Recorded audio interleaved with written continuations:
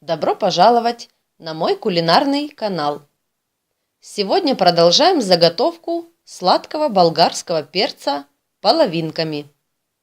Как по мне, данный способ заморозки перца половинками является самым удобным способом. В плане фаршировки главное условие здесь – фаршировать уже готовым фаршем. Фарш можно использовать любой – овощной, мясной, макаронный, гречневый, рисовый.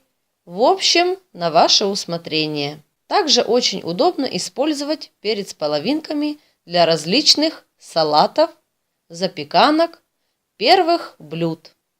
Очень удобен для нарезки тонкой соломкой или любым кубиком. Можно смело использовать в приготовлении самых разнообразных блюд. На моем канале уже есть пару способов сохранения и заморозки перца. В любое удобное для вас время можете увидеть видеорецепт. Все ссылки я оставлю в описании под этим видеорецептом.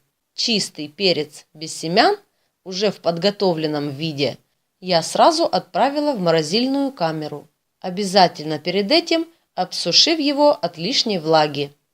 Это нужно для того, чтобы перец в процессе заморозки не слипся между собой. Отправила перец на полную заморозку. Перед собой вы видите уже полностью замороженный перец. Он внешне привлекательный, не прилипший друг к другу. Но для длительного его сохранения мне понадобится его аккуратно упаковать, чтобы это было удобно, компактно и по возможности заняло очень мало места в морозилке. Для этого я буду использовать обычный рукав для запекания. Вы выберете для себя удобный способ, пакеты или контейнеры. Все, что вы можете использовать для заморозки. Для меня данный способ очень удобен.